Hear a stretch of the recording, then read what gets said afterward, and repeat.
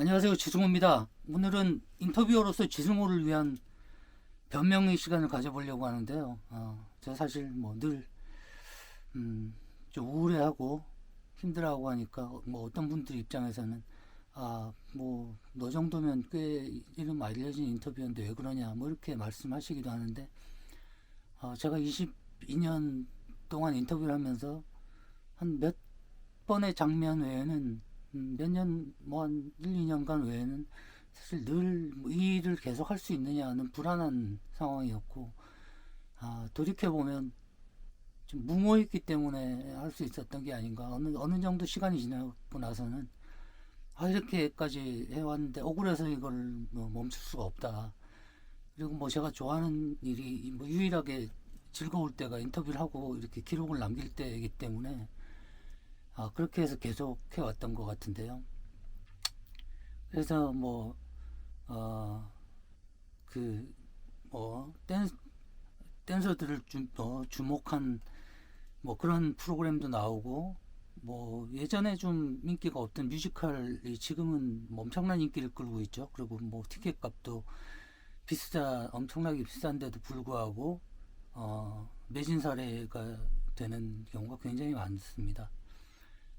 그리고 동화 작가도 마찬가지죠. 일단 소설가에 비해서 동화 작가는 좀 한 수 아래의 어떤 작가로 취급을 받았던, 어쨌든 작가로 취급하지 않았던 시절도 있었던 것 같습니다. 근데 지금은 해외에서 굵직굵직한 상들을 받는 작가들이, 그림책 작가 이런 분들이 많이 나오면서 이제 주목을 받고 있죠. 그리고 만화가는 말할 것도 없습니다.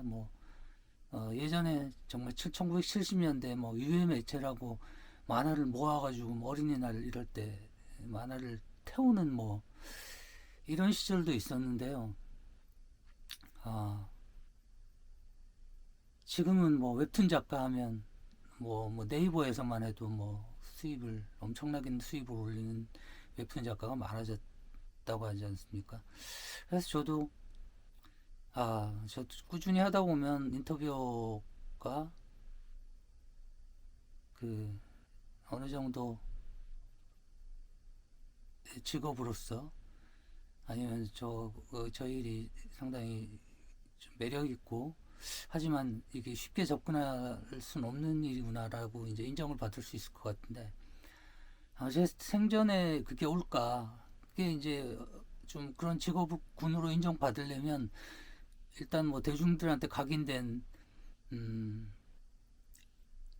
그 매력 있는 인터뷰어들이 수십 명이 나와서 경쟁을 하고, 그 사이에서 이제 좀 더 좋은 인터뷰도 발굴이 되고, 이렇게 될 때 이제 좀 인터뷰어가 직업으로 인정받을 수 있을 것 같은데요. 사실 인터뷰 책을 59권을 낸 저조차 이렇게 대중들에게 각인되지 못한 상황이기 때문에, 그럼 제 전략의 부재 이런 탓도 있을 겁니다. 제가 좀 전략적으로 접근을 못한 탓도 있겠죠. 그래서 제가 가만히 생각해 보면 제 스스로가 인터뷰를 잘하는지 못하는지 제 스스로 어떻게 평가를 할 수 없는 이 상황이거든요. 그래서 좀 답답할 때가 있습니다. 내가 지금 잘하고 있는 건가? 그리고 이제 인터뷰에 대한 비평 자체가 없는 아직 실정이니까요. 근데 이제 그럼에도 불구하고 인터뷰이 분께서 그 좋은 칭찬을 해주거나 찬사를 보내줄 때는 그거에 이제 힘이 되는데, 사실 그렇지 않은 인터뷰이들도 굉장히 많죠. 저는 이제 인터뷰어 역할이 조명을 비춰주는 사람일 수도 있다. 이렇게 어떻게 보면 이제 다큐멘터리에서 이제 어떤 감독의 역할이기도 하고, 그렇지만 조명 감독의 역할도 하는 거다. 인터뷰를 좀 더 인터뷰의 어떤 좋은 점, 그분으로부터 끌어내야 될 점을 조명을 비춰주는 사람이라고 하는데, 그 배우가 그 조명을 비춰준 사람한테 아, 감사합니다. 오늘 저를 예쁘게 찍어주셔서 감사합니다. 이렇게 보람을 느끼겠지만, 너무나 당연하게, 너는 당연히 그런 일을 하는 거 아니야? 당연히 내가 되게 잘났기 때문에, 어, 당연히 멋지게 나온 거야. 라고 배우가 그렇게 나올 때는 아마 기운이 빠지고 좀 재수없을 겁니다. 근데 이제 대체로 저한테 제 인터뷰 분들은 저한테 감사의 표시를 굉장히 많이 해주셨고요.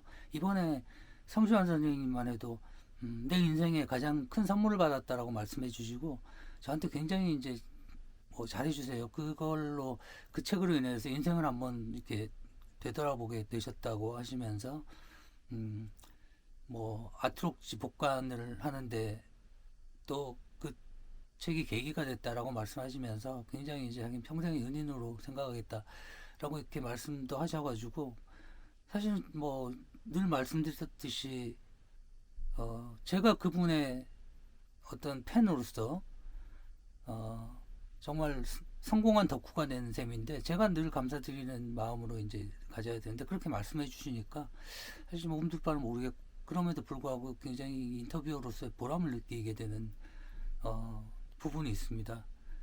어, 근데 사실 이번에 책 나온 걸 보면 사실 책이 최근에 늘 많이 낼 때는 6권을 낸 해도 있었고 꾸준히 저는 4권 정도의 책을 내다가 최근 몇 년간은 책을 한 권 정도만 내거나 좀 어, 책을 못 낸 해도 심지어 못 낸 해도 있었기 때문에 좀 슬럼프에 빠졌다고 볼 수 있는 상황인데 이게 뭐 제 탓만은 아니고 이제 어떤 그 출판 환경이 나빠진 부분도 분명히 있을 거고요.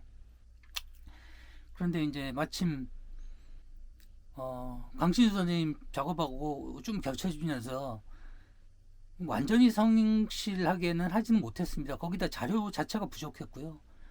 성유한 선생님에 관한 자료 이런 것 자체가 부족해서 아트록지를 이제 다 찾아서 보는 정도. 그리고 제 어릴 때 음악을 성주환 선생님의 그 프로그램을 듣던 기억을 가지고 이제 인터뷰했기 때문에 다른 인터뷰에 비해서 좀 더 충실다 뭐 이렇게 말하기는 좀 어려운 상황인데도 이렇게 그렇게 말씀해 주시니까 너무 감사한 마음이거든요. 너무 감사한 마음이라 좀 이제 몸둘 바를 모를. 그리고 여러분께서도 아시다시피 강진 선생님하고 저하고 10년에 걸쳐서 10년 전에 4,500마짜리 녹취록을 할 정도의 50시간의 시간을 같이 보냈고, 근데 이번에도 3,500매의 녹취록이 나온 41시간의 인터뷰를 했습니다. 그리고 강신 선생님의 컨텐츠임에도 불구하고 늘 강진 선생님은 저를 앞세우려고 하셨고 모든 게 이제 지승훈 선생님이 덕이다 이렇게 말씀을 하셨는데요. 정말 이제 감사하죠. 감사하고 이번에 뭐 자볼드라는 데서 강연을 하시면서 이 책 자체가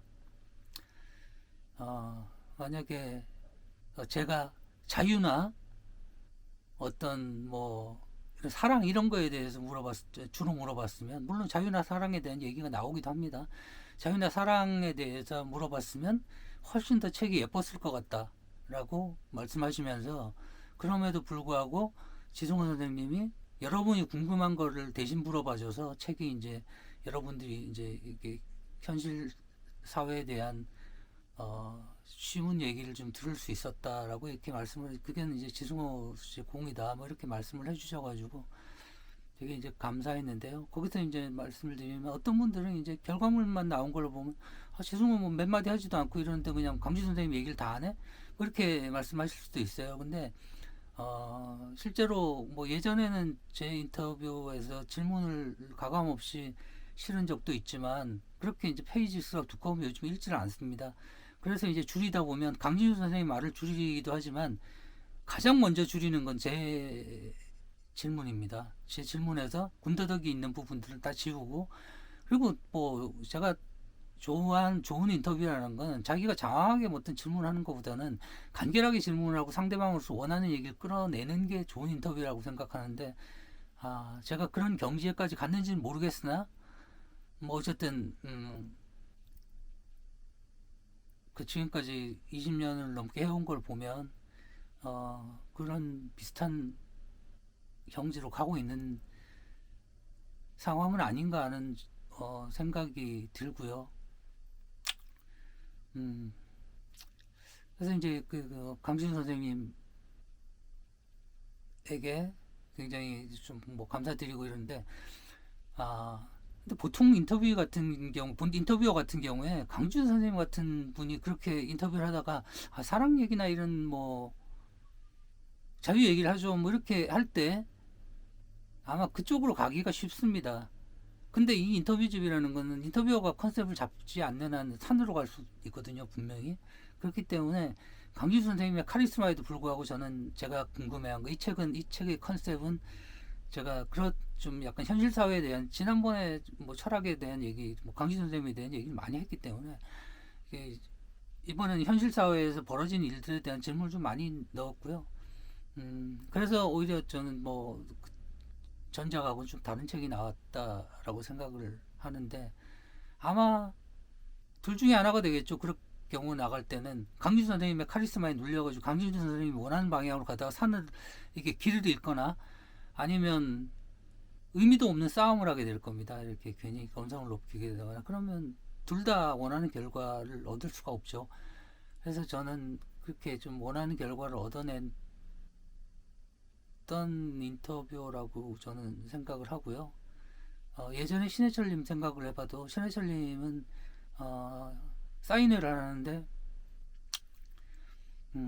출판사에다가 지승호 씨가 안 가면 나는 사인회 가지 않겠다라고 말씀하셔가지고 이제 출판사에서 저한테 사인회를 같이 가야 하겠다라고 얘기하셨는데 저는 그래서 거절을 했고요. 다 신해철 씨 팬일 거고 그래서 제가 뭐 다 신해철님 팬이 올 텐데 뭐 왜 제가 거길 갑니까? 이렇게 말씀드리면 사실 저는 좀 그런 걸 쑥스러워하기도 하고 해서 안 갔던 편인데 지나고 생각해 보니까 제 후배들이 인터뷰를 하고 싶은 후배들이 작업하는데 제가 그런 태도가 좋지 않았다는 생각이 좀 많이 들었습니다. 인터뷰도 일정하게 이렇게 주목도를 높여야지 이제 이 일을 그리고 어느 정도 먹고 산다는 모습을 보여줘야지 일을 하고 싶어하는 인터뷰어들이 많이 생기고 이제 군이 생길 텐데 그런 면에서 제가 굉장히 많이 부족했다는 생각이 들고요. 그리고 뭐 공지영 작가님만 해도 굉장히 저한테 감사 표시를 많이 하셨고 저한테 뭐 좋은 조언도 많이 힘들 때마다 이제 술도 사주시고 조언도 많이 해주셨고 그런 편인데 돌이켜 보면 물론 이거는 제 사적인 경험담이기 때문에 이것 자체가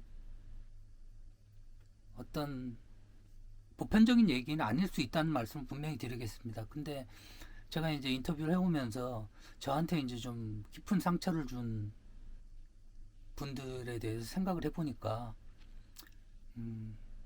민주당 정당 계열 쪽의 사람들이 굉장히 많더라고요. 뭐 어떤 분은 제가 조금 전에 말씀드렸던 이유로 그러니까 인터뷰어도 사인회를 같이 가자. 저도 나름 이제 뭐 업계에서는 아는 인터뷰어가 됐기 때문에 출판사에서도 그렇게 막 함부로 하지 못하니까 인터뷰로 같이 이제 사인회를 참여하기로 했는데 사인회를 가는 도중에 이제 출판 사장님한테 전화를 받은 적이 있습니다.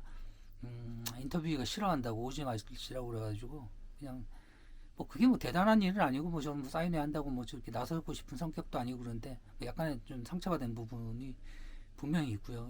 인터뷰를 역시 유령 취급을 하고 싶어 하는구나라는 생각이 들었고 어떤 경우에는 민주당 뭐 국회의원 분인데 유력 정치인이죠. 근데 그분이 인터뷰집을 하느라고 뭐 몇 달 동안 작업을 하고 어쨌든 뭐 이게 후반 작업이 길어져 가지고 쭉쭉 하다 보니까 1년이 넘었습니다. 근데 그때 출판사에게 좀 섭섭하기도 했죠. 출판사에서 좀 약간 좀 무성의했다고 할까요? 제 생각은 제 입장에서 볼 땐 분명히 무성의했던 거고요. 그게 딜레이 되면서 이제 그 인터뷰가 생각이 좀 많아졌던 것 같습니다. 이게 내가 정치적으로 나한테 도움이 되나 이렇게 생각을 하셨던 것 같아요. 그래가지고 정말 내일 딱 작업을 일 때 딱 다 끝내고 내일 인쇄소로 넘기려고 하는 시점에 그때 아마 뭐 설이 이제 구정이 끼었나 그럴 겁니다. 그러면서 그거를 이제 스톱을 시키시더라고요. 그 인터뷰분께서.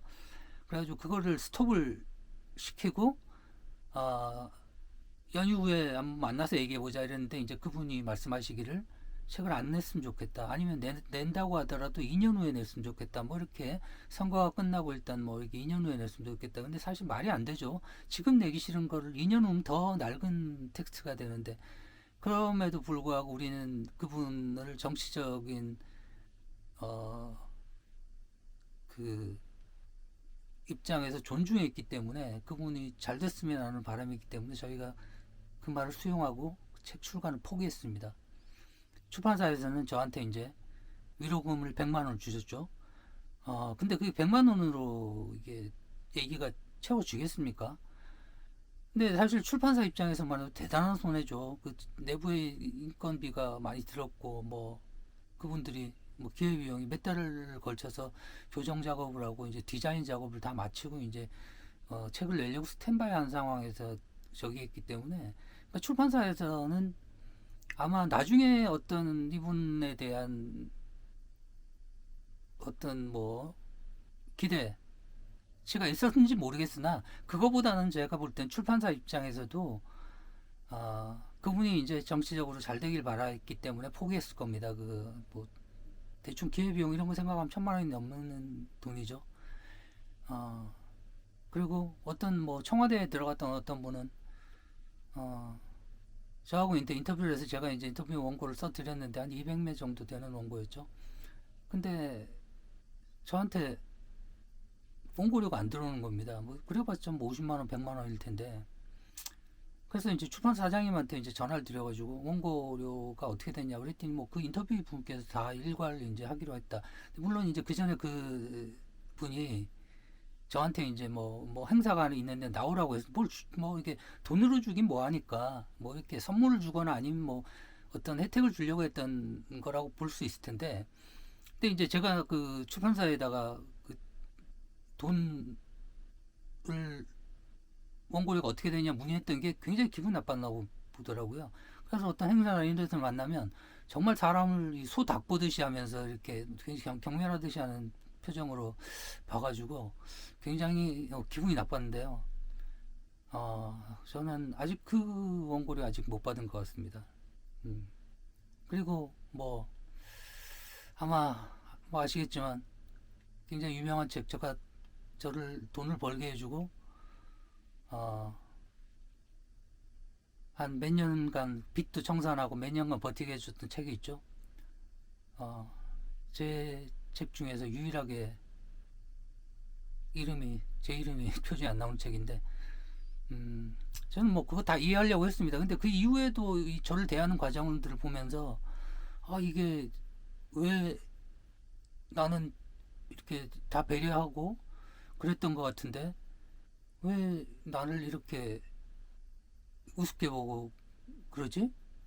그리고 최소한 인터뷰 분들은 대부분 저를 되게 존중해줬고 인터뷰의 컨텐츠 때문에 책이 나오는 거긴 하지만 제가 그 인터뷰를 잘 조명을 비추고 하기 위해서 그분의 텍스트를 다 읽어보고 그리고 말을 잘하는 거하고 글을 옮겨 쓰는 거는 얘기가 다릅니다. 이 노동의 문제이기도 하고 글을 쓴다는 건 시간이 많이 그렇게 천하의 달변가인 신해철님도 본인이 글을 쓰시려다가 좀 이제 막히니까 저한테 이제 맡기시기도 했고 법조 기자라는 분이 이제 베테랑 법조 기자인데 어떤 변호사님의 집을 진행하다가 이게 기사로 십몇짜리 기사를 쓰는 거하고 한 권의 책을 쓰는 거는 완전히 다른 게임이구나라고 생각해서 저한테 이제 SOS를 치시고 이런 경우도 있었거든요. 그래서 아까 지금 분명히 말씀드린 것처럼 이거를 제 경험담이고 이렇기 때문에 이걸 전부라고 할 수는 없지만 이분들의 어떤 멘탈이나 태도를 보여주는데 한 일면은 된다라고 생각합니다. 이분들이 왜 다른 사람의 노동을 잘 배려하지 않는지 일이 되면 내가 잘난 때문이고 일이 되지 않으면 남들이 문제인 탓 그리고 나는 당연히 훌륭한 일들을 해왔고 큰 일을 하고 있으니 이런 작은 일은 소홀히 해도 된다라고 생각하거나, 당연히 이게 나 큰일을 하는 나한테는 이런 걸 배려를 해줘야지라고 기본적으로 생각하는 생각이 깔려 있는 것 같습니다. 그게 저는 국민들이 그 사람들에 대해서 실망하고 내로남불이라고 얘기하고 이런 게 그런 데서 좀 비롯된 것이 아닌가 하는 좀 생각이 들고요. 어, 좀 이런 걸 좀 심하게 말하면 가스라이팅이 아닌가라는 생각도 들 때가 있더라고요. 그러니까 이분들은 아직도 국민들이 자기들한테 실망을 하고 왜 그러는지 모르고 어떻게 우리보다 더 나쁜 저 사람들 찍지라고 말하는데, 이게 어떻게 보면 제가 이렇게 좀 거칠게 얘기하면 좀 그렇지만 정말 개소리고요. 원래 나는 저 사람이랑 친구라고 생각하지 않았던 사람하고, 나는 네 친구야라고 계속 얘기하면서 뭐 너를 위해서 뭘 한다고 얘기했는데, 알고 보니까 씨발 졸라, 이렇게 욕을 하면 안 되죠. 알고 보니까 지만 생각하고 가스라이팅을 해왔다면 그 사람을 좋아할 수 있을까요? 저는 국민들이 민주당에 대해서 꽤, 물론 저들보다 그 비리의 규모가 작았다 뭐 이럴 수는 있겠지만, 왜 국민들이 실망했는지, 근데 저는 그런 점을 모르면, 그러니까 저는 분명히 뭐 윤석열 정권이 잘못하는 부분은 공격을 해야 되고 그것들로 바꿔야 됩니다. 근데 그것만으로는 이제 안 되거든요. 민주당 정권도 이미 15년 이상 집권을 했기 때문에 일정하게 여기 요소요소에 기득권에 사람들이 많이 가 있고, 이제 해야 될 것은 정말 자기들이 했던 것이 가스라이팅일 수 있다라는 걸 생각하고, 뭐 저들보다 낫지 않냐, 뭐 저들이 안 되려면 우리를 찍어라, 뭐 이런 태도보다는 그 사람들을 공격하는 건 유효하게 공격을 하되, 스스로 거기에 대해서 반성을 하고 이 사람들보다 우리가 정말 나은 점이 뭔지, 정책적으로 어떤 점이 나은지 그거를 피부로 느끼게 보여줄 수 있어야지 다음 선거에서 어떤 전망을 가질 수 있다라고 저는 생각합니다. 뭐 이번 선거만 아니더라도, 이번 지방선거가 아니더라도 다음 뭐 총선이나 그 다음 대선까지만 해도 저는 그런 지금까지 같은 태도로는 앞으로도 힘들 거라고 생각을 하고요. 좀 뭐 답답해서 얘기해봤는데 아마 이런 얘기를 다시는 하지 않았으면 좋겠고, 다시 하고 싶진 않습니다만 뭐 좀 답답해서 한번 해봤습니다. 네, 감사합니다.